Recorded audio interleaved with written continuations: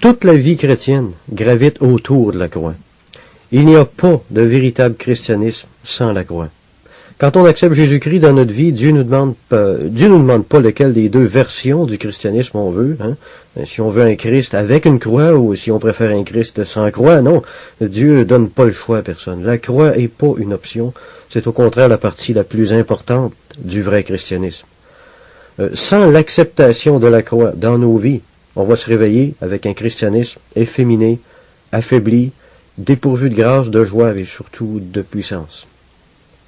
C'est Madame Guillon qui a écrit « Si votre amour pour le Seigneur est pur, vous l'aimerez tout autant avec lui sur le calvaire que sur le mont Tabor. » Fin de citation. L'apôtre Paul a parlé quelque part d'une apostasie en Thessaloniciens. Une apostasie qui allait venir, mais trompons-nous pas. À mon avis, l'apostasie, là, c'est pas le rejet de la foi, mais le rejet de la croix. C'est en 2 Timothée 3,5 où il parle de ceux qui auront encore l'apparence de la piété, mais qui en renieront ce qui en fait la force. Paul voulait dire que les gens allaient continuer à rester attachés à la religion, mais qui continueraient aussi à rester attachés à leurs vieux péchés. Le vrai chrétien, c'est celui qui s'efforce de mettre ses péchés sur la croix. Sinon, il s'agit d'un croyant apostat aux yeux de Dieu.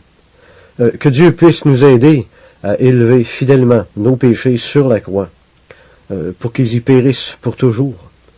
Madame Guillon a encore écrit « Celui qui n'aime pas la croix aime peu les choses de Dieu. Celui qui aime la croix découvre que même les choses les plus amères de la vie deviennent douces. Jusqu'à quel point avez-vous soif du Seigneur? Vous aurez soif de Dieu et le trouverez dans la même mesure où vous aurez faim de la croix. Voici un authentique principe spirituel que le Seigneur ne trahira jamais. Dieu nous donne la croix et la croix nous donne Dieu. » Fin de citation. La croix était au centre de l'ancien christianisme. Elle n'occupait pas seulement un petit coin dans l'enseignement du Christ ou des apôtres, mais au contraire une place de premier plan. Certains chrétiens ne permettent pas à Jésus-Christ d'empiéter sur leur vie privée. Ils veulent pas que Jésus-Christ touche à leur orgueil, à leur convoitise, à leurs pensées secrètes, à leurs désirs personnels, à leurs ambitions, à leur petit bien-être, à leur qualité de vie, à leur portefeuille, etc. Mais mes pauvres amis, ceci n'est pas le christianisme apostolique. Ce christianisme en papier, là, a été inventé après la mort des apôtres, principalement à l'époque de la grande apostasie des années 300, pour ceux qui connaissent l'histoire de l'Église un peu, là, quand le christianisme est devenu la religion de l'État, et que les païens ont littéralement inondé l'Église de leur tiédeur, puis de leurs mœurs relâchées. C'est là que la doctrine de la croix a pris le bord. Bon, Paul a encore dit quelque part, il en a plusieurs qui marchent en ennemis de la croix de Christ. Ils ont pour Dieu leur ventre. Le ventre, c'est synonyme de l'égoïsme charnel. Il s'agissait probablement ici de gens qui professaient suivre le Christ de leur bouche, mais qui adhéraient au christianisme d'une façon tout à fait superficielle. Ils vivaient encore selon leur convoitise, puis ils suivaient les désirs de leurs péchés au lieu de porter leur croix, puis de les faire mourir, comme Jésus l'a ordonné à tous ses disciples. Accepter la croix, c'est accepter l'autorité de Dieu sur nous. Dieu mesure notre amour pour lui à la manière dont on porte notre croix quotidiennement. L'élément de sacrifice dans nos vies établit la mesure de notre amour pour Dieu. Peu importe les bonnes actions apparentes qu'on peut faire envers quelqu'un, s'il n'y a pas un élément de sacrifice à l'intérieur de notre service, posons-nous des questions sur la valeur de notre bonne action, entre guillemets. Il y a toujours un élément de sacrifice dans l'amour. L'amour, c'est la souffrance. Le refus de porter sa croix est la principale maladie de l'Église moderne. C'est pour ça qu'il y a tant de gens et d'églises qui se sont refroidis spirituellement, puis qui ont des vies chrétiennes et des cultes d'église super plates, pardonnez-moi l'expression, c'est la franche vérité. Un jour, je marchais avec un de mes amis, puis pendant qu'on parlait des choses de Dieu, il m'est venu une drôle d'image dans l'esprit. J'étais comme à l'intérieur d'un hangar, d'un vieux hangar sombre, puis sale, puis il y avait toutes sortes de vieilles affaires brisées qui traînaient partout dans tous les coins. Puis dans un coin, au fond du hangar, je vois une grande croix en bois qui avait été revêtue d'une vieille couverture poussiéreuse, là, comme si elle avait été là depuis très très très longtemps. Là, ça m'a surpris. Là, j'ai compris ce que le Seigneur essayait de me montrer. Le problème de notre christianisme sans puissance et sans joie est dû au fait qu'on s'est débarrassé de nos croix, qu'on est allé mettre ça avec les autres vieilles affaires qu'on veut plus. Même le meilleur chrétien du monde dépose souvent sa croix. Porter sa croix, c'est pas une expérience amusante. Dieu comprend ça. Rappelons-nous que même le Christ a éprouvé lui-même de l'aversion pour la sienne dans le jardin. C'est pas un péché d'éprouver des combats intérieurs à propos de la volonté de Dieu, pourvu qu'on en vienne finalement par la faire un jour. Dieu va toujours nous donner le temps qu'on a besoin pour ça, soyons-en persuadés. L'apprentissage de la sainteté n'est pas quelque chose d'agréable pour la chair. En fait, la sainteté est une mort avant d'être une vie. La vie chrétienne tout entière est une longue et lente crucifixion, puis une longue et lente mort. On choisit souvent la facilité, on coupe la queue du chat un pouce à la fois, comme dit le proverbe, mais en agissant comme ça, on rend seulement notre agonie encore plus longue, puis on fait rien que retarder notre croissance spirituelle, c'est tout. Seuls les croyants spirituellement crucifiés pourront apporter le message d'un Christ crucifié au monde de façon efficace. On aura beau prêcher la sanctification tant qu'on voudra, mais ce que l'Église a surtout besoin, c'est de voir des gens qui ont laissé la croix faire son œuvre dans leur vie, voir des gens crucifiés et morts à eux-mêmes. En voyant les fruits de leur crucifixion, les autres croyants vont se mettre à aimer la croix au lieu de la craindre. Ils vont se mettre même à la désirer. Si on a de la difficulté à faire ça, alarmons-nous pas, encore une fois, même Jésus a dû prier pour accepter sa croix avant de pouvoir aller s'étendre dessus en toute soumission. Prions, nous autres aussi, devant la croix. Si on enlève sa croix au christianisme, il reste juste une coquille vide. C'est à peu près ça qu'on a aujourd'hui. C'est pas la faute à personne, c'est juste que ces choses-là sont mal comprises, ou pire, sont pas enseignées du tout. Alors rappelons-nous aussi souvent que possible qu'en acceptant Jésus-Christ, on a accepté la croix sur laquelle il a été cloué également. On peut juste pas prendre ce qui fait notre affaire puis balancer le reste. On peut pas prendre le Christ sans prendre sa croix avec. Demandons à Dieu de nous aider à consacrer nos vies à une pratique plus fidèle du port de la croix dans nos vies quotidiennes. On peut avoir accepté que Dieu entre dans notre vie à cause de toutes sortes de raisons. Mais que ce soit pour la raison que ça voudra, Dieu nous demande tous de porter notre croix. Il va falloir que ça en vienne là. Est-ce qu'il y a eu un moment dans notre vie où on a été plus proche du Seigneur qu'on l'est maintenant? Est-ce qu'on a perdu la grâce intérieure qu'on avait autrefois? Qu'est-ce qui s'est passé au juste? Une lente rétrogradation est presque toujours le signe qu'on a rejeté les différentes croix que Dieu a mis sur notre route. On a été confronté à des situations quelconques où on devait faire un choix, par exemple, qui exigeait un sacrifice de notre part, puis on a choisi le chemin facile. On n'a pas fait le bon choix, on a écouté la voix de notre chair, on a choisi de subir une perte spirituelle plutôt que d'accepter le sacrifice auquel Dieu nous appelait. C'est peut-être pour ça qu'on est rendu où on en est maintenant. Au lieu d'accepter le sacrifice puis de marcher dans la volonté de Dieu, on a préféré sauver notre vie, puis on a perdu celle de la grâce. L'amour dominant du moi, c'est la mort de la spiritualité. On doit penser à protéger notre vie spirituelle avant toute chose. Le croyant doit vivre sa vie en fonction du royaume de Dieu, puis chercher les intérêts de Dieu, puis mettre sa parole en pratique avant la réalisation de toutes nos volontés. Apprenons tout de suite que pour garder notre premier amour, il faut garder notre croix aussi. On éprouve souvent un sentiment très net d'insatisfaction dans notre vie spirituelle. Plusieurs en sont là. Puis moi aussi d'ailleurs. On est relâché dans notre foi, puis on se plaint facilement de notre pauvreté spirituelle, mais quand le Seigneur envoie quelqu'un mettre le doigt sur la cause réelle de notre problème, qui est souvent un manque d'obéissance à la parole de Dieu quelque part, là on se met à se débattre comme des poissons qui viennent d'être ferrés, là. Puis là on change d'idée, puis on se met à justifier le relâchement dont on se plaignait 5 minutes avant. Osée 7,14 dit « Ils ne crient pas vers moi dans leur cœur, mais ils se lamentent sur leur couche. » Ne soyons pas comme ça. Ce qui rend la vie chrétienne misérable, souvent, c'est qu'on cherche à conserver notre vie propre, notre égoïsme ou nos anciens péchés, sous un rapport, sous un autre. Là. Pourquoi on fait ça? Eh bien, parce que tout être humain, sans exception, possède de l'aversion face au renoncement de sa volonté, charnelle et rebelle. Soyons honnêtes, plusieurs d'entre nous autres, on aimerait pouvoir offrir à Dieu une religion sans sacrifice, selon qui est aussi dit d'Israël en Osée 5:11, il a suivi les préceptes qui lui plaisaient. Mais Dieu ne peut pas se réjouir de ce genre de religion-là, ni le croyant en tirer de la joie d'ailleurs. Le chrétien qui ignore la croix va pratiquement vivre en pure perte. Si on ne veut pas renoncer à nos péchés, puis à aucune partie de notre vie, Mais on peut simplement pas être pleinement un chrétien dans le vrai sens du mot.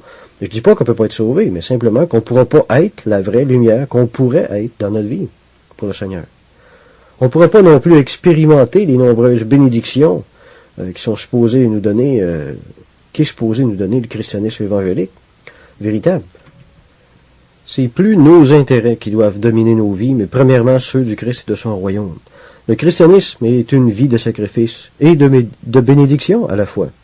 C'est Matthew Henry qui a écrit « Les saintes afflictions sont des promotions spirituelles ». Pour ceux qui ne l'ont jamais fait, je vous invite à lire l'histoire du roi David à partir du chapitre 16 du premier livre de Samuel dans la Bible. Le roi David a été un des plus beaux caractères bibliques. Mais le petit David berger ne serait jamais devenu David le grand roi si ça n'aurait pas été Saül qui le persécutait dans le fond. Il faut déjà penser à ça. Saül a été l'épine dans le pied de David pendant je ne sais pas combien d'années. Mais ce sont les mauvaises situations que Saül provoquait dans sa vie qui l'ont justement formé. Ce sont les injustices de Saül qui ont poussé David à s'enraciner en Dieu, puis à fortifier sa foi en lui.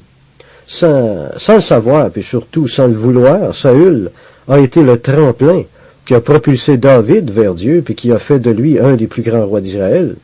C'est la même chose pour nous autres. Si on n'avait jamais de difficultés, si jamais personne nous blessait, nous vexait, nous ferait pleurer, comment vous pensez qu'on pourrait développer Jésus-Christ en nous? On n'aurait pratiquement aucun moyen de le faire, c'est un fait, mes amis. La théologie ne peut pas nous donner ça. La connaissance ne peut pas nous changer en Jésus-Christ. C'est la croix, c'est tout, des afflictions.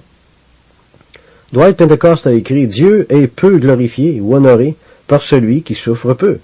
On peut remercier Dieu pour l'adversité sous toutes ses formes parce que ça produit quelque chose de positif.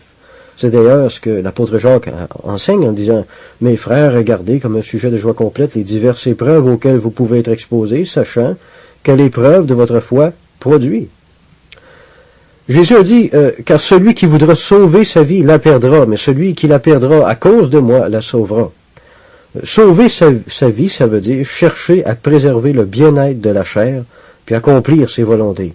Sauver sa vie, ça veut dire qu'on cède aux différentes pressions qui agissent sur nous autres, puis qu'on choisit d'obéir à nos mauvais penchants à la place. À l'opposé, perdre sa vie comme Dieu nous le demande, ça veut dire qu'on renonce à obéir aux impulsions naturelles de notre chair quand on est provoqué, puis qu'on laisse plutôt l'Esprit de Jésus en nous inspirer une conduite conforme à la sainteté. On est tous enclins à ignorer les directions de Dieu quand elles s'opposent à nos goûts ou nos intérêts personnels, puis c'est ça qui tue l'Église. Par exemple, quand un pasteur, je donne un exemple quelconque, là, quand un pasteur a besoin d'un ancien pour œuvrer avec lui, bon, sa nature humaine va le porter à choisir celui qui est d'une nature soumise, puis qui n'a jamais eu l'habitude de contester son leadership. Selon la chair, il va être porté à ignorer aussi la candidature de celui qui est plus libre d'exprimer des points de vue différents des siens, même s'il a de plus grands dons que l'autre. Il va être ignoré. On sait bien que les points de vue différents sont les éléments même de la sagesse. Proverbe 11.14 dit que le salut est dans le grand nombre des conseillers, mais comme la chair aime pas être contredite, c'est évidemment pas le chemin qu'elle va prendre. Maintenant, si notre pasteur fictif là, est un homme spirituel, il va faire immédiatement choix de la personne la plus douée spirituellement, même si son caractère manque de compatibilité avec le sien. Il va choisir d'aligner sa volonté à la volonté de Dieu, même si sa chair proteste. Alors, si on avait toujours la douceur de nous courber à l'autorité de la croix dans nos vies, quelle spiritualité on pourrait développer, hein? Mais on cherche la plupart du temps à nous débarrasser de notre croix au lieu de la porter, c'est un fait. Quand Ananias le prophète, là, en Jérémie, a brisé le joug de bois de dessus le cou de Jérémie, en Jérémie 28, Dieu lui a fait dire qu'il aurait un joug de fer à la place. C'est ce qui arrive des fois dans nos vies. On cherche à se libérer d'une situation désagréable, mais en voulant améliorer notre situation, on réalise plus tard qu'on a fait juste changer le mal de place, puis que notre nouvelle croix est encore plus pénible que la première. La croix est tout aussi lourde, vous savez, sur l'épaule gauche qu'elle l'est sur notre droite. Hein? Henri Ami a écrit « Celui qui refuse sa croix ne la rend que plus lourde ». Fin de citation. Alors, on est mieux des fois de mettre un peu d'eau dans notre vin, de prendre notre mal en patience, puis accepter le sort que Dieu nous a donné dans la vie. La plupart du temps, quand on vit des situations plus ou moins désagréables ou mortifiantes pour la chair, selon notre habitude naturelle, on va chercher à les fuir. On s'en va vite trouver Dieu pour lui demander de régler nos problèmes au plus vite. On cherche des solutions, puis des portes de sortie, puis tout ça, c'est bien humain, comprenez-moi bien. Mais des fois, il n'y en a pas de porte de sortie. Puis s'il n'y en a pas pour le moment, c'est probablement parce que Dieu veut qu'on popote un peu dans notre jus, comme on dit. Alors, ayons aucune crainte. Quand les choses deviennent vraiment dangereuses pour notre foi, Dieu va nous faire lui-même sortir de l'impasse. La chose la plus précieuse du croyant, c'est sa foi. Pour Dieu, en tout cas. Puis tant qu'on vit, si ce qu'on vit n'est pas dangereux pour notre foi, eh bien, c'est pas dangereux du tout, dans le fond. C'est comme ça, du moins, que Dieu voit les choses. Matthieu 14, 22 dit, « Jésus obligea les disciples à monter dans la barque et à passer avant lui de l'autre côté. » Bon, Jésus leur a demandé ça, même s'il savait qu'il allait avoir une tempête, puis que ce serait extrêmement difficile de ramer dans ces conditions-là. Mais Jésus leur a pas donné d'option. Il est bien évident que si les disciples avaient vraiment pas voulu obéir, s'ils avaient choisi de faire le tour du lac à pied à la place, le Seigneur les aurait peut-être laissé faire. Les disciples auraient pu décider d'attendre le lendemain aussi pour que la température soit meilleure avant de traverser, mais dans ce cas-là, ils auraient perdu énormément de temps aussi.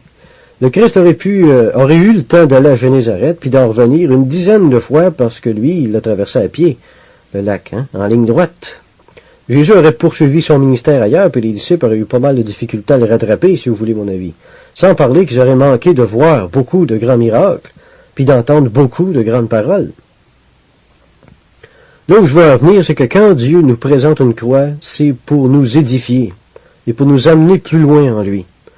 Celui qui méprise la croix méprise la grâce qu'il aurait pu recevoir avec, et méprise sa propre édification dans le fond.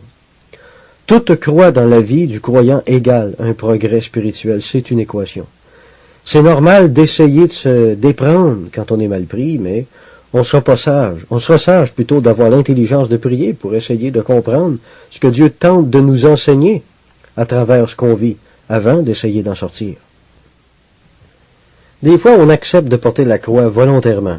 D'autres fois, on la subit, parce que Dieu a choisi de nous l'imposer, un peu comme notre ami Simon de Cyrène. En Matthieu 27, 32, on dit de lui que les soldats le forcèrent à porter la croix de Jésus. Dieu sait qu'il nous arrive souvent de fuir la croix, c'est pour ça qu'il prend l'initiative, des fois, d'organiser des circonstances qu'on peut pas échapper, puis qui va concourir à la mortification de notre chair. Mieux vaut apprendre à aimer notre croix si on veut qu'elle accomplisse un travail efficace, par exemple. Apprenons à la porter volontairement parce que de toute façon, Dieu ne nous laissera pas y échapper tout le temps, vous savez. Si on choisit toujours de fuir notre croix, on va perdre des bénédictions, puis on va perdre beaucoup de temps sur le chemin de notre sanctification personnelle. Si on ne porte pas notre croix, on va rapidement devenir des figuiers stériles. Alors que Dieu nous aide à adopter une attitude d'humilité, il faut qu'on apprenne à obéir à la croix. Là, quand je dis ça, je veux pas dire que moi, j'ai pas de problème à faire ça, là. J'ai autant de problèmes que vous autres. Puis si vous saviez toutes les difficultés que je peux avoir dans ma vie chrétienne, peut-être que ça vous ferait dresser les cheveux sur la tête un petit peu. Alors, je prends pas une air supérieure en vous disant, en vous encourageant à porter votre croix, parce qu'en même temps, je m'exhorte moi-même à le faire, vous savez. Puis Dieu sait. Alexander McLaren a écrit, tout au long de notre marche chrétienne, nous devrons élever des autels à Dieu, sur lesquels nous devrons nous sacrifier nous-mêmes, ou nous n'avancerons jamais d'un pas. Fin de citation. On doit apprendre à être soumis à notre croix sans murmurer. Murmurer, ça veut dire chialer puis se rebeller intérieurement. C'est accomplir nos devoirs chrétiens, mais à reculons. C'est ça, murmurer. C'est pas l'attitude que Jésus veut qu'on ait. On ne doit pas traîner notre croix, mais la porter dans un esprit volontaire, comme Jésus a fini par le faire, lui aussi. Il y a une mise en garde ici que je voudrais faire à propos de ça, de porter sa croix. Porter sa croix, ça ne veut pas dire qu'on doit accepter passivement et bêtement tout ce qui nous arrive. Il y a des quantités de choses qui sont permises par Dieu dans notre vie, justement parce qu'il veut qu'on les oppose, puis qu'on les repousse. La vie nous lance des fois des défis pour nous faire grandir comme ça. En nous opposant à certaines épreuves, ça aura pour effet de faire grandir notre persévérance, notre patience, notre foi, ou des tas d'autres bonnes choses comme ça. On doit accepter comme croix seulement les circonstances qu'on ne peut pas changer. C'est comme faire une crevaison sur la route en hiver quand il fait 28 degrés sous zéro. Ça m'est arrivé souvent. Dieu veut pas que tu acceptes ta crevaison, hein, que tu restes assis dans ton auto jusqu'à temps que tu meurs de faim ou de froid. Non, ça, tu peux faire quelque chose. Tu peux sortir puis changer la roue. Ce que tu peux pas changer, par contre, c'est la température. Ça, tu dois l'accepter. Comprenez-vous la différence? Il y a une foule de situations dans nos vies qu'il nous faut discerner et y reconnaître la croix ou non. Depuis le premier moment où on a eu la foi au Christ, Dieu poursuit un seul but, celui de nous rendre semblables à l'image de son Fils, en caractère, du moins. Tout ce qu'on possède, maison, auto, compte en banque, puis tout le reste appartient à Dieu. Dieu a tous les droits dans toutes les vies. Nos choses ont peut-être beaucoup de valeur pour nous autres, mais c'est des choses qui ont une valeur très relative pour Dieu. Dieu ne met pas de prix sur les choses. Il en met seulement sur les cœurs des hommes. Toutes nos choses matérielles précieuses sont rien que des accessoires dans les mains de Dieu pour notre éducation spirituelle, dans le fond, hein, dans le but de nous rendre plus sages et plus saints. Par exemple, moi, si mon fils il casse une vitre de la maison par négligence, là, je suis devant un choix. Je me mets en colère à cause de la vitre ou j'envisage la situation comme une tentative de Dieu de m'enseigner à être un bon père, puis d'aller dans une bonne attitude corriger et enseigner mon fils, lui enseigner le sens des responsabilités, comprenez-vous? Un autre exemple, si Dieu permet que je reçoive une facture plus ou moins grosse, puis plus ou moins inattendue, peut-être que Dieu veut faire grandir ma foi en lui. Alors, si Dieu veut permettre des choses comme ça d'arriver dans ma vie, il a parfaitement le droit de le faire. Roy Hession a écrit « En murmurant, nous agissons comme si nous avions des droits. Hein? L'humiliation doit devenir l'épouse de nos âmes. » Fin de citation. Je répète que les vanités terrestres, les biens matériels, si vous préférez, ne sont que des instruments entre les mains de Dieu, puis on doit apprendre à accepter l'utilisation que Dieu en fait dans nos vies. Maintenant, on va parler de l'irritation. En Ecclésiaste 1,14, il est écrit « J'ai vu tout ce qui se fait sous le soleil, et voici tout est vanité et poursuite du vent. » La traduction King James a rendu la poursuite du vent par « vexation de l'esprit ». J'aime ça. La vexation se réfère aux ennuis, au chagrin, à la contrariété, puis à la frustration qu'engendrent certaines situations de la vie. On en a un exemple de vexation en 1 Roi 21,4 qui dit « Achab resta dans sa maison triste et irrité. À cause de cette parole que lui avait dite Naboth de Jezréel, je ne te donnerai pas l'héritage de mes pères. Et il se coucha sur son lit, détourna le visage et ne mangea rien. » Vous vous souvenez un peu de l'histoire? Achab voulait avoir la vigne de cet homme-là, puis cet homme-là dit « il n'y en est pas question ». Proverbe 13,12 dit qu'un espoir différé rend le cœur malade. Hein? Le pauvre Achab avait le cœur malade, là. Malade d'irritation. Puis c'est exactement ce que ressentait Achab. Toute frustration est charnelle parce qu'elle est un sous-produit de l'égoïsme. La frustration n'est jamais un fruit de l'esprit. Le Saint-Esprit n'est jamais frustré. Quand on éprouve la frustration, on peut être certain que ce sentiment-là n'émane pas du Saint-Esprit, mais de la chair. Peu importe ce que c'est.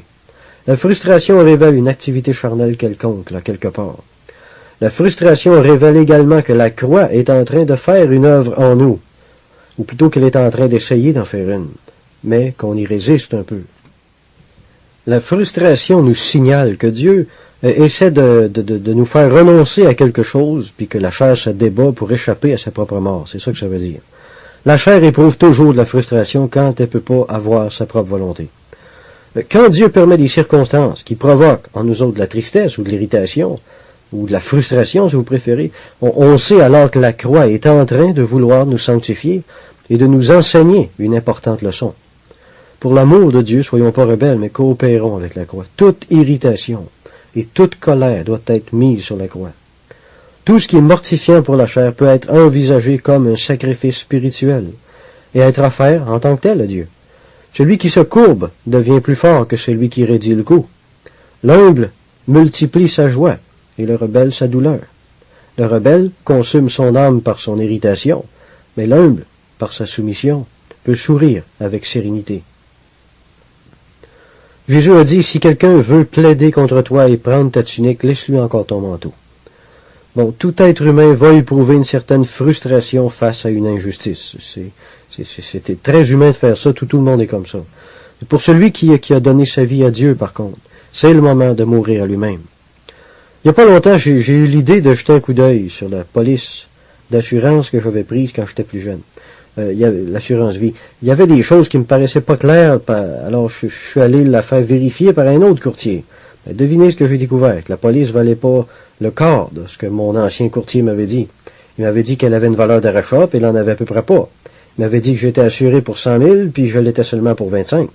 Il m'avait dit que j'aurais fini de payer dans 10 ans, alors que la police, le genre de police que c'était, tu payes toute ta vie, puis les primes triplent à tous les 10 ans, puis je passe encore, j'en passe d'autres mensonges qui m'ont été racontés. L'assurance, c'est pas mon domaine tellement, fait que j'étais pas difficile à tromper à cette époque-là.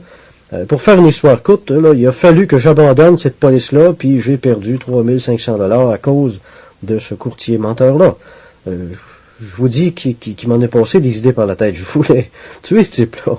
Je voulais vraiment le traîner en cours, mais les paroles du Seigneur me revenaient tout le temps. Si quelqu'un veut prendre ta tunique, laisse-lui encore ton manteau. Bon, j'aurais jamais cru devoir mettre ce verset-là en pratique d'une façon aussi littérale dans ma vie. Ça m'a fait du mal intérieurement, puis ça m'en fait encore un peu aujourd'hui quand j'y pense, mais je suis vraiment content de voir que par la grâce de Dieu, je peux comprendre la douceur qui animait notre maître. Puis je suis content de ne pas avoir cédé à ça, au contraire d'avoir accepté la croix de l'injustice. Parce que ça m'a vraiment béni de cette expérience-là. On est frustré souvent parce qu'on a l'impression qu'on a foulé aux pieds notre bon droit. Hein? Mais pour Dieu, le bon droit est toujours pas une raison suffisante pour nous livrer au sentiment de frustration, d'irritation, de colère ou de vengeance. La frustration est une réaction de la chair qui lutte pour sauver sa vie propre, pour regagner ce qu'elle a perdu. Dieu va arranger de nombreuses croix tout au long de notre existence comme ça. Il va permettre lui-même quelquefois que nos droits les plus légitimes soient brimés afin de mettre notre chair à mort, puis de nous apprendre la douceur et la soumission. Toute irritation est insensée. L'irritation n'est jamais nécessaire. Elle est toujours inutile. L'irritation est très souvent justifiable d'un point de vue humain, mais elle l'est jamais dans le royaume de Dieu. Au lieu de se venger lui-même, l'homme spirituel va plutôt choisir de se tourner vers Dieu dans la prière, prendre une attitude soumise et s'en remettre à celui qui jugera un jour, justement, les actions injustes des hommes. Des fois, notre révolte contre les injustices qui nous arrivent font simplement ressortir la rébellion qu'il y a en nous autres. Dieu peut très bien permettre lui-même qu'on soit traité injustement pour nous amener à voir la rébellion qu'il y a encore en nous. Dieu nous appelle de cette façon-là à mettre notre rébellion sur la croix puis à revêtir l'attitude de l'agneau qui monte volontairement sur l'autel, qui se laisse égorger, qui se laisse tondre. Jésus nous a donné cet exemple-là, puis on est appelé à le suivre. Les injustices contribuent à révéler et à extirper la rébellion charnelle de nos cœurs. À travers ces frustrations, Dieu enseigne l'homme. Les circonstances frustrantes sont très souvent les porte-paroles même de Dieu. Dieu veut mettre de la douceur dans notre caractère, puis il peut arriver à ça seulement en permettant des injustices dans notre vie. Avez-vous déjà pensé à ça? Alors, à chaque fois qu'on va accepter, dans une bonne attitude, la main de Dieu derrière les injustices, on va réaliser qu'on a fait un grand pas dans le chemin qui nous amène à la ressemblance de Jésus-Christ. Comme l'expérience que je vous ai racontée tantôt, j'ai perdu de l'argent, je peux pas vous dire la bénédiction intérieure que j'ai ressentie quand j'ai finalement réussi à mettre en pratique ce verset-là. Quiconque prend ton manteau, l'essuie ta tunique. Je veux dire, il n'y a rien qu'à y penser. J'avais la chair de poule. Quand je lisais ce verset-là, j'ai dit, s'il fallait que ça m'arrive une chose pareille, j'aurais vraiment de la peine. Alors, je suis vraiment content aujourd'hui d'avoir réussi à le mettre en pratique au moins une fois. Ça m'a vraiment béni intérieurement. J'ai vu, j'ai accompli ça. C'est une des choses les plus dures que le Seigneur nous demande, que l'Évangile nous demande. Puis j'étais vraiment content d'avoir réussi ça. Alors, il y a une bénédiction derrière la difficulté aussi. La chair plaide sans cesse la légitimité de ses désirs ou de ses actions égoïstes. Quelque chose de légitime, c'est comme un droit qui est supposé être reconnu. Là. Mais l'Évangile nous enseigne que le chrétien doit renoncer même à sa légitimité. En Luc 14:33, Jésus a dit, « Ainsi donc, quiconque d'entre vous ne renonce pas à tout ce qu'il possède ne peut être mon disciple. » Le chrétien doit donc renoncer à la légitimité de son bien-être, de son bonheur terrestre, de ses plans, et même à la légitimité de sa propre vie, si telle est la volonté de Dieu pour lui. C'est Augustin qui disait « Souvenez-vous que vous ne vous appartenez plus à vous-même ». Alors attention aux choses qu'on croit légitimes. Hein? L'égoïste de la chair se nourrit littéralement de tout ce qu'elle croit lui être légitime. C'est précisément aux choses dites légitimes que la chair se cramponne le plus. Son repos légitime, sa paix légitime après une bonne dure journée de travail, son bonheur légitime, supposément, ses faiblesses légitimes, ses droits, etc., etc. La légitimité est le refuge favori de la chair. La chair peut, à la rigueur, accepter de renoncer à ses caprices, mais renoncer à ce qui est légitime pour elle, comme par exemple, je sais pas, moi, une certaine quantité de sexe, de nourriture, d'argent, un meilleur traitement ou de la reconnaissance de la part des autres, ça c'est inacceptable. Et pourtant, c'est précisément là que Dieu veut travailler. La chair est toujours prête à se défendre. Vous savez ça, pareil comme moi. Je vous dis ça, je vous dis que ça lui en prend pas gros à la chair pour qu'elle se sente abusée, vexée, froissée, puis blessée par les autres. Hein. La chair est très facilement contrariée. La chair souffre souvent du complexe de persécution. Elle se plaint facilement des autres, soupçonne le mal. Elle adore les louanges et les compliments, mais déteste les corrections. Elle est rebelle et contredisante. Elle est sensible à la tentation et endurcie à l'Esprit Saint. La chair aime utiliser la Bible pour justifier ses croyances fausses ou déséquilibrées. La chair résiste en fait à tout ce qui s'oppose à la sainteté, à la volonté de Dieu puis à l'amour fraternel. La chair crée aussi à l'injustice à chaque fois qu'on met le doigt sur ses petits péchés favoris. Avez-vous déjà remarqué ça? Mais par la grâce de Dieu, rappelons-lui dans ces moments-là qu'elle n'a plus le droit de régner dans notre vie parce que Dieu l'a condamné. Romains 8.3 dit « Dieu a condamné le péché dans la chair », ce qui veut dire qu'il a condamné la chair avec. Un condamné à mort n'a plus de droit, sinon celui de mourir. Alors chassons la rébellion autant qu'on peut le faire, que ce soit pour les raisons que ça voudra. La rébellion, la frustration, ça vient jamais de Dieu. Puis efforçons-nous de voir la sage main de Dieu derrière les choses qu'on vit. Tout n'est pas ordonné ou causé directement par Dieu, c'est évident, mais tout peut devenir une instruction de Dieu, puis concourir à notre plus grand avancement spirituel, par exemple. Madame Guillon, que j'ai cité tantôt, a dit encore, « Aussitôt qu'une chose nous arrive sous la forme d'une souffrance, résignez-vous immédiatement devant le Seigneur. Acceptez la chose. À ce moment, offrez-vous à lui en sacrifice. Ce faisant, vous ferez une merveilleuse découverte. Lorsque la croix se présente dans votre vie, elle ne sera pas aussi pesante que vous ne l'aviez craint. Peu importe ce que c'est, recevez-la comme provenant de la main même de Dieu. Le fardeau devient beaucoup plus léger de cette façon. Cela ne vous empêchera pas de ressentir le poids de la croix. Ressentir la douleur est l'une des parties principales de la souffrance de la croix. La douleur est un aspect inséparable de la croix. Sans elle, il n'y a pas de croix, évidemment. Fin de citation. Cette femme-là a fait de la prison pour sa foi. Je crois que c'était au 16e siècle. Alors, elle ne parlait pas à travers son chapeau. Elle avait vraiment souffert. Elle savait ce que c'était que la souffrance. Alors, elle savait automatiquement ce que c'était que la bénédiction que la croix apportait. Bon, s'il arrive un pépin avec notre auto aujourd'hui, par exemple, ou qu'on se retrouve pris dans la circulation quand il fait très chaud, là, on sait tous que c'est un temps super favorable pour l'ennemi pour nous faire pécher par l'irritation. Hein? Chaque petite situation comme ça devient un test de caractère. C'est l'ennemi qui nous tente à descendre de notre croix. On se souvient que quand Jésus était sur la croix, il y avait des gens qui l'injuriaient, qui se moquaient de lui puis qui le provoquaient en lui disant « Vas-y, descends de la croix si t'es le Fils de Dieu ». Vous savez, nous autres aussi, à tous les jours, les gens ou les circonstances sont des efforts de l'ennemi pour essayer de nous faire descendre de notre croix puis de nous amener à pécher. Que Dieu nous aide, frères et sœurs, à suivre l'exemple de notre Maître en adoptant une attitude les plus soumises devant les circonstances comme ça. Bon, juste hier matin seulement, moi-même, je suis descendu de ma croix pour une niaiserie. Je me suis chicané avec ma femme. Ça m'a irrité, et puis je sais que vous autres, ça vous arrive jamais, là, mais moi, ça m'arrive des fois. Ce que je veux souligner, c'est que même cet échec-là n'a pas été une perte complète. Dieu possède le pouvoir de changer le mal en bien, puis ça, c'est bien heureux pour nous autres. Quand ça m'est arrivé, j'ai été mal dans ma peau toute l'avant-midi. Je me sentais comme un chien devant Dieu, devant les autres, puis devant moi-même surtout, mais Savez-vous, ça m'a tellement humilié, ça a fortifié en moi une bonne résolution de demeurer sur la croix pour les prochaines fois à l'avenir, puis de plus mériter aussi facilement. En fait, mon échec aura servi à ma fortification.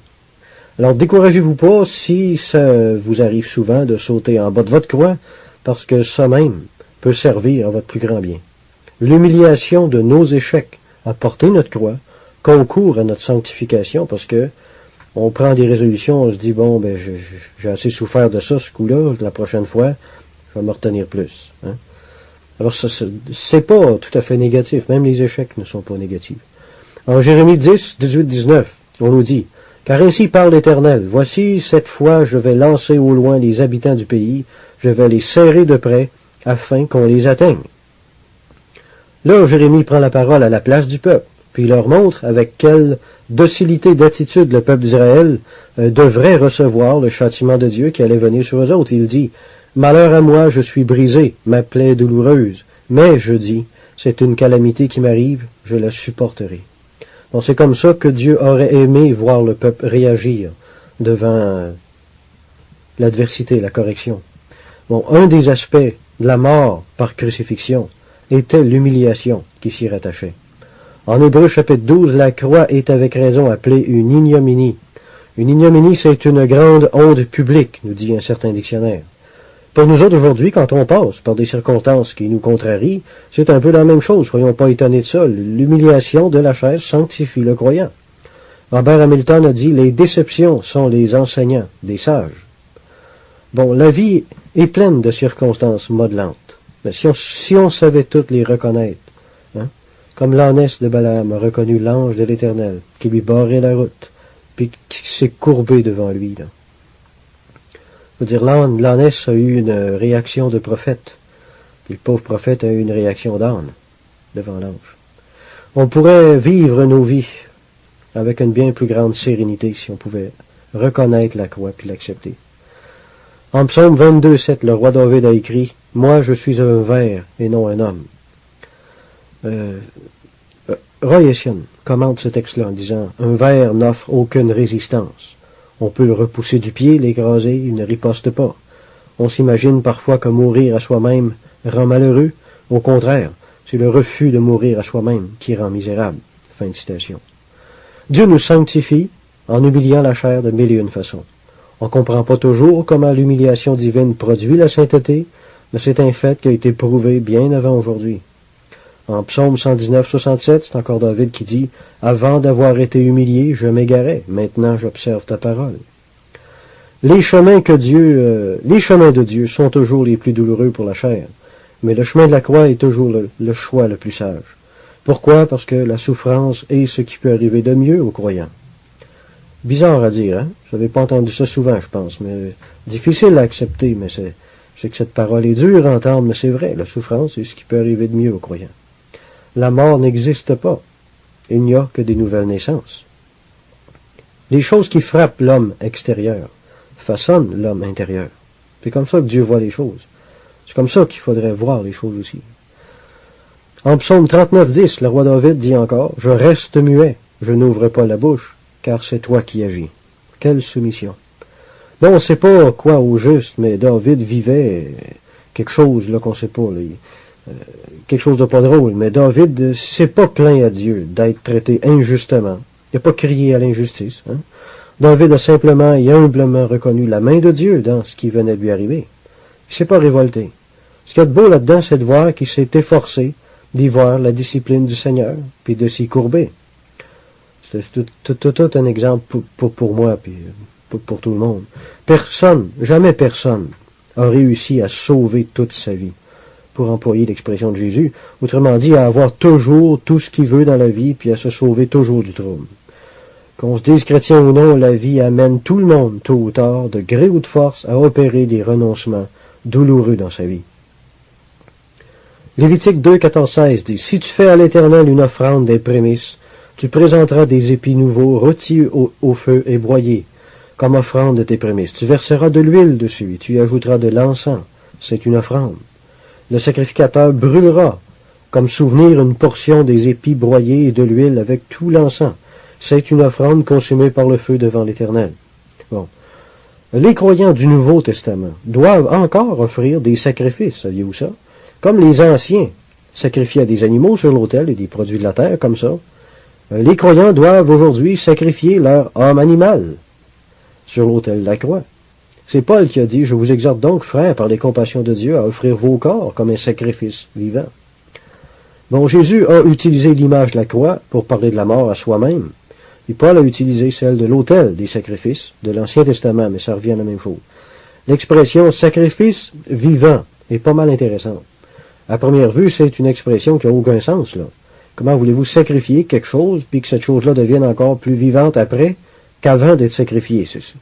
C'est pourtant exactement ce que Paul dit ici. Pourquoi? Parce que Paul emploie un langage spirituel. Chaque fois qu'on renonce à laisser la chair nous contrôler, puis nous faire dire, penser ou faire des choses de mal, quelque chose de mal, on est en train de mourir sur l'autel. Puis à chaque sacrifice de ce genre-là correspond une mesure de vie, de grâce, ou d'énergie spirituelle, si vous préférez, qui vient prendre sa place en nous autres. Charles Spurgeon a dit, « Nos troubles nous apportent toujours finalement des bénédictions. » C'est vrai, il n'y a rien qu'amène à dire à ça. Chaque fois que la chair nous presse de pécher, c'est le moment d'offrir ces mauvais désirs-là en sacrifice sur l'autel de la croix. La croix a deux aspects. Elle cherche à nous amener à renoncer à faire notre volonté, puis celle d'accomplir celle de Dieu. Dieu nous demande rarement de faire des choses faciles. La volonté de Dieu implique toujours un élément de sacrifice. Il y a toujours quelque chose de désagréable pour la chair dans la volonté de Dieu. Écrivez ça dans votre livre. Pour demeurer fidèle au Seigneur, il va nous falloir du renoncement, puis un certain esprit de sacrifice. Faisons-nous pas d'illusions là-dessus. La volonté de Dieu, elle ne sera jamais totalement agréable, puis le fun, puis tout est beau, puis tout va bien, puis sur les roulettes, puis sur l'huile. Hein? C'est pas la réalité. On doit envisager notre croix comme une amie qui nous fait du bien. Dieu nous demande d'aimer notre croix, de la porter volontairement de bon cœur, par amour pour lui. Le Père Matthéo a écrit, « Prends avec joie ce que Jésus te donne, et donne avec joie ce que Jésus te prend. » Amen à ça. L'Esprit de Jésus va nous aider à aimer notre croix à un moment donné. Puis après un certain temps, l'idée même d'un renoncement au péché ou à quelque chose d'autre va même devenir stimulant et édifiant. Dieu comprend parfaitement qu'on ait de la réticence devant notre croix. Dieu nous aime, puis il va nous attendre. Il marche à notre vitesse, puis il brimera jamais notre volonté, vraiment. Il n'y a personne qui peut se vanter de porter sa croix en tout temps, d'une façon parfaite. D'un autre côté, allons pas faire l'erreur de croire qu'on peut négliger la croix puis continuer à prospérer spirituellement, parce que ça aussi c'est une illusion. Celui qui méprise le ministère de la croix dans sa vie va voir tôt ou tard sa désagrégation spirituelle. On doit, par amour pour le Seigneur, fournir d'honnêtes efforts pour laisser la croix faire son œuvre dans nos vies et nous soumettre à la douce discipline de l'Esprit. Madame Guillon a encore écrit, « Tout le monde n'est pas capable d'effectuer de sévères renoncements extérieurs, mais tous sont capables de rentrer en eux-mêmes et de s'abandonner totalement à Dieu. » Alors il y a un encouragement ici. C'est le rôle de l'Esprit Saint de nous aider à porter notre croix. Soyons tranquilles, on n'est jamais seul pour ça. Tout comme le Christ lui-même, tous les vrais croyants ont dans leur chair une aversion pour la croix. Mais ceux-ci ont en même temps une mystérieuse attraction pour elle dans leur cœur. Faire des sacrifices est un fardeau horrible pour le commun des mortels. Mais quand l'esprit de la croix, l'esprit de Christ, pousse un croyant à faire un renoncement ou un acte d'obéissance, il le lui fait aimer en même temps. Un sacrifice peut devenir une grande joie spirituelle, saviez-vous ça? Avec l'aide de l'Esprit de Dieu, bien sûr. Porter sa croix jour après jour peut être quelque chose de tellement agréable, vous savez. C'est désagréable pour la chair, mais c'est tellement bénissant pour l'esprit. Ça semble avoir aucun sens à dire, mais Jésus a dit que le suivre était un fardeau qui était léger. Encore une fois, c'est un langage spirituel qui n'a pas tellement de sens d'un point de vue humain, mais qui exprime une grande vérité. Un fardeau, Jésus voulait dire que son fardeau deviendrait léger, si vous préférez. Quand on accepte de la porter volontairement, évidemment, la croix devient vraiment beaucoup moins lourde. Je me souviens avoir aidé un ami à livrer un mobilier de cuisine quelque part. C'était un jour d'automne froid, puis il pleuvait un peu avec ça. J'avais pas de gants, puis le froid me perçait les doigts. Bon, je dois avouer que le service que je lui rendais là était pas mal pénible. J'aurais bien mieux resté chez nous. J'aurais aimé ça rester chez nous cette journée-là. Quand il m'a appelé, j'y étais quand même. Pendant qu'on était là, par exemple, dehors, à se faire geler, l'Esprit m'a rappelé de mettre en pratique ce principe de sacrifice-là. Alors j'ai prié intérieurement, puis j'ai offert la douleur de mon service à Dieu comme un sacrifice vivant. Quand j'ai fait ça, je rends le témoignage ici que la grâce de Dieu s'est levée en moi, c'est comme levée en moi. Puis que le service en question était plus du tout difficile, puis j'ai pu tout faire avec joie, malgré les inconvénients de la mauvaise température. Je sentais encore la douleur du froid, bien sûr, mais j'avais une joie intérieure plus grande qui l'engloutissait. Alors ça aussi, c'est une expérience merveilleuse que j'en fais pas tous les jours des comme ça, n'allez pas croire, mais ça m'a vraiment béni d'avoir vécu ça, je vais m'en rappeler longtemps. Thomas Kempis a écrit « Porte ta croix patiemment et avec une parfaite soumission, et à la fin, c'est elle qui te portera. Si tu portes ta croix à contre-cœur, elle devient un fardeau. » Fin de citation. Très très sage, très très sage ça. Une autre fois, ma mère m'appelle pour me demander d'aller avec elle acheter des chaises de parterre qui est en spécial dans un magasin quelque part. Là. Bon, en temps normal, ça m'a fait plaisir, moi, de rendre service à ma mère. Mais ce jour-là, c'était pas un jour ordinaire. Vous savez, ça arrive tout le temps dans ces jours-là. En plus d'avoir la grippe, j'avais très mal dormi la nuit précédente, puis ce service-là me pesait très lourd sur les épaules. Bon, j'y suis allé quand même. Je me souviens avoir murmuré en moi-même tout le long du trajet pour aller, dans mon auto. Hein. Quand je suis finalement arrivé près des caisses avec mes chaises dans les bras, mon cœur m'a fait des reproches, évidemment. Je me sentais triste de ne pas avoir pu rendre ce service-là avec une meilleure attitude, tant qu'à le faire. Hein. Bien le faire. Je l'avais fait, mais je l'avais fait tout à reculons. Alors, je me suis dit, c'est pas rien, ça. Bon, intérieurement, j'ai confessé mon péché à Dieu en disant, Seigneur, j'aurais vraiment voulu faire ce que j'ai fait là d'une façon qui te soit agréable. Puis je regrette d'avoir perdu cette opportunité-là. Mais à partir de ce moment précis, là, je prends la décision de continuer, de terminer ce service-là pour l'amour de toi, dans une entière soumission comme une offrande volontaire. Bon, quand j'ai accepté la croix qui se rattachait à la difficulté, j'ai senti le fardeau s'envoler. J'avais plus envie de murmurer du tout, puis je trouvais même plus le service pénible. J'ai même éprouvé une réelle joie intérieure d'être là puis d'avoir fait ça. Bon, une autre fois, j'étais concierge dans une petite école, puis on m'avait demandé de peinturer les murs de l'entrée au-dessus des escaliers. À partir du bas jusqu'en haut des murs, il y avait à peu près 15 pieds et demi. C'était ça le hic. Puis par endroit, à partir d'en bas des marches, il pouvait y avoir à peu près 20 pieds.